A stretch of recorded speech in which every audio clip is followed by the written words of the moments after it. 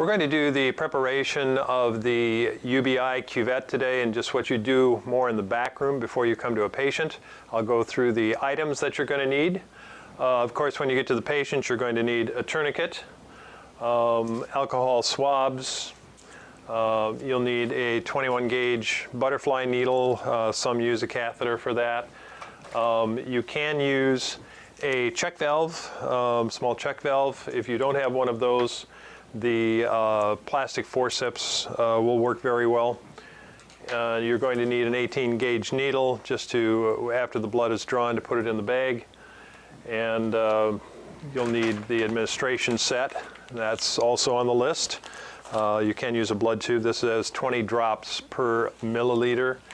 A 60 cc syringe is going to be used.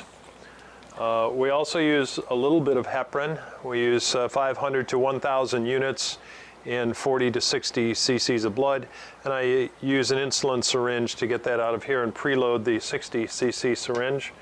And of course you'll need a cuvette. This is the Turbo 180. And you'll need a bag of saline, 250 mLs of saline. So these things will be for the patient. Out more, we're working with the patient. So here's the basic procedure to prep the line and to prime this line.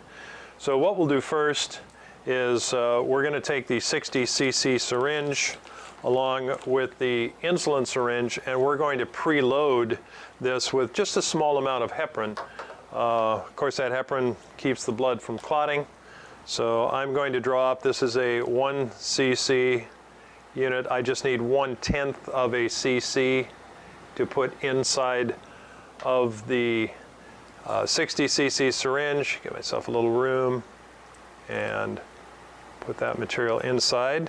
There we go. And I can just set that aside then, and that then is going to go out with the patient also. So now we're ready to prime the tubing, the turbo cuvette. So I'm going to take the turbo out of the bag, and you can see one line goes to the patient, one line goes to the machine, and you have to hook this up to the administration set. There's only one way that you can hook it up, so that's usually not a, not a real issue.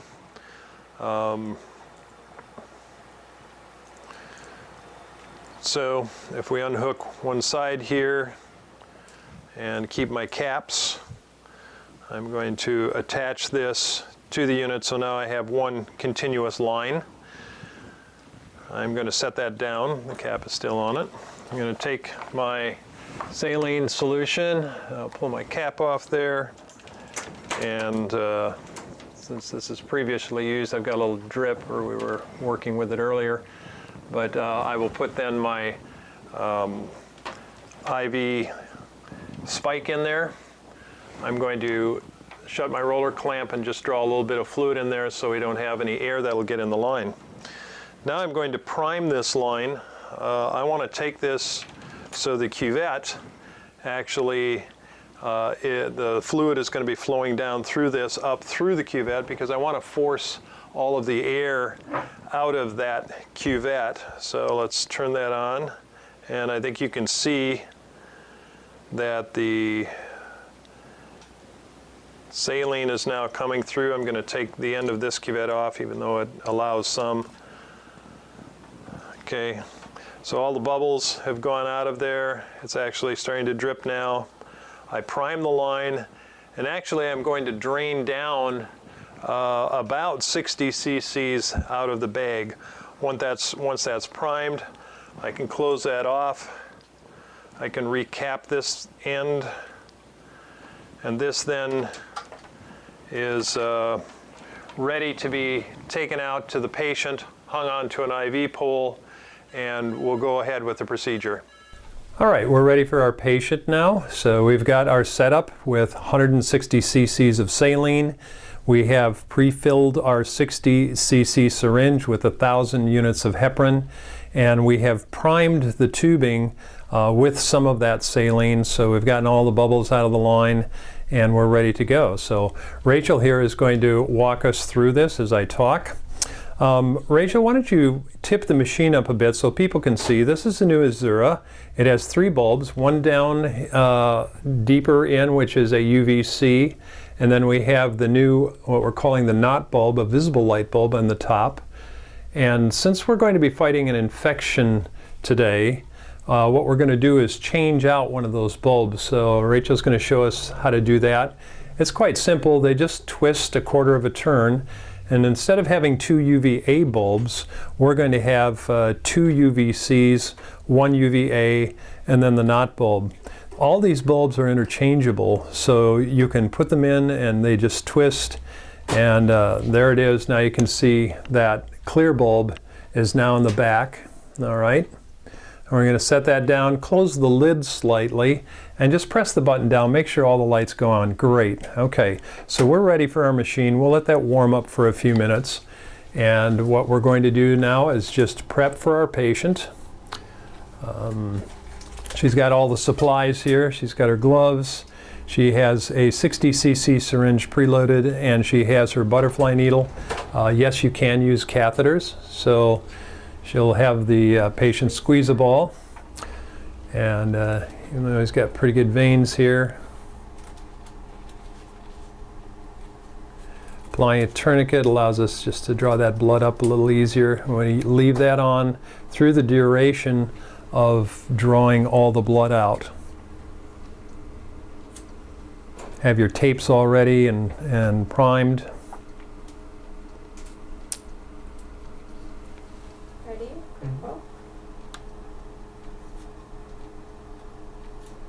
All right, she's got a good insertion. She's got the blood flow easily back here, and we're going to be doing an O3 UV treatment. That's ozone and UBI in combination. So when we're doing that, we draw out 60 cc's of blood. If we were just doing an ultraviolet treatment, we would just draw off 40 cc's of blood. And the reason being is with ozone, you want a certain amount of ozone into the system, and you match the amount of ozone that we get with the amount of blood. So we want 60 cc's of blood. That'll give us the ability to add a little bit more of ozone. We're matching the 1-to-1 then ozone to blood. So Rachel's drawn that all up fairly quickly. And what she's going to do now is clamp on the butterfly line and remove the blood and just set that down for a second. Now she's going to hook up the IV line and put the cuvette in the machine.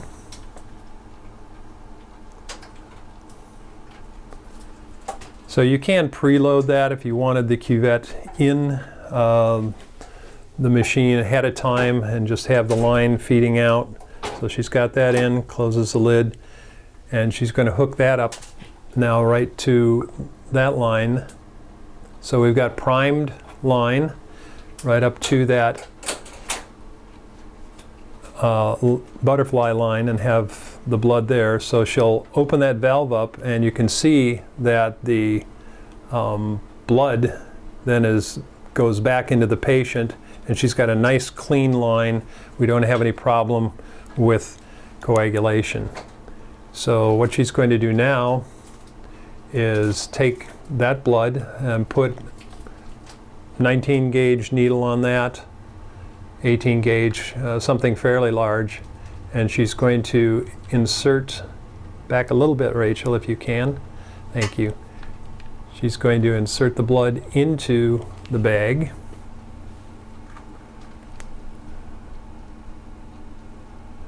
You don't go real fast. You're not trying to get it in real quickly. Now, she's done this a number of times, so even while she's doing that, she's opening up the valve there and letting a little bit of blood start to come down. And now this blood is mixed, again, 60 cc's of blood to 160 cc's of saline. This allows much more penetration for the light. It also eliminates a number of problems that you can have when you have hypercoagulation patients, small veins, issues in trying to get whole blood back, this diluted blood just goes back almost like any IV. Now Rachel's going to come over and she's going to take the 60 cc's of ozone. We've got about a 45 to 50 gamma in the ozone here, and she's going to clean that port off again, and she's going to add the ozone slowly into the blood.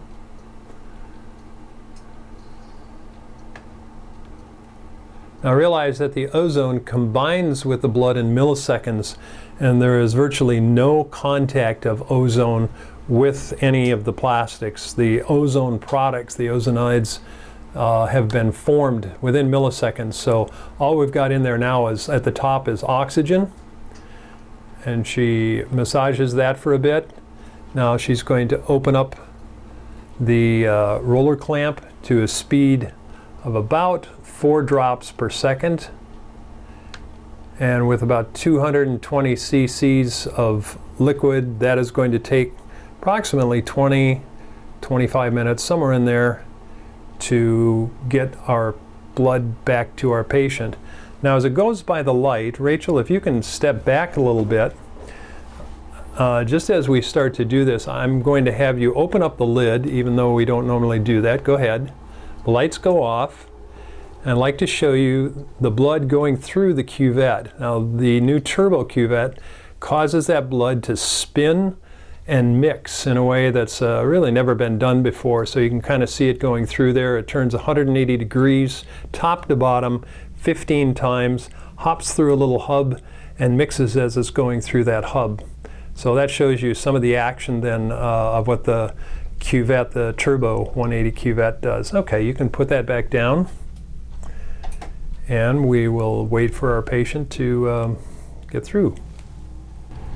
We're getting down there now. You can see that the blood is stopped dripping out of the bag, and it's draining in the sight glass. Now this is a 20 drop per second administration set. It also has a vent. Rachel, in her technique here, puts the pole all the way up and lets the blood drain all the way down to the port. Now, many times if you're using smaller gauge needle or a situation, the blood will stop draining when it gets down to a certain stage, and you can actually, when you put your needle into the port with the syringe, and we'll show you that, you can draw the rest of the blood up into the syringe, then draw air into it, and then reinfuse that back to the patient. So you'll see here, she's going to hold this up. She's opened the roller clamp, and the blood is now moving down the tube until it gets past the port. Then she's going to take the roller clamp and close that off. Okay. She's going to take one of the syringes, the one with the gas she's using here, but you can use the other one also. And she is going to draw air into it. And now she's going to slowly just reinfuse the blood by pushing air into the tubing.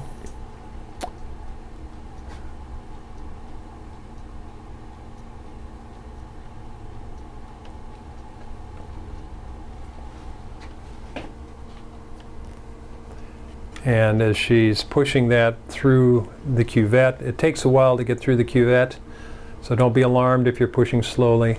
Now you can see the blood coming up the tube, and she's got her clamp already, so when she lets up the pressure on the plunger, and then she just clamps that off, the patient has all their blood back, treated blood with ozone and with UBI. Just gonna put the blood products away and take care of your patient then. Don't worry about the cuvette or the machine, you'll get that all out in a second.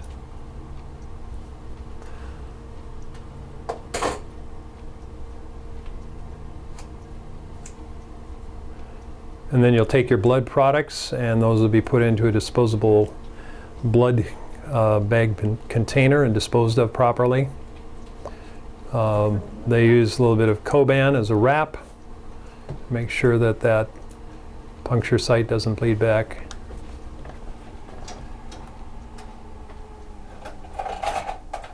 And we're all set.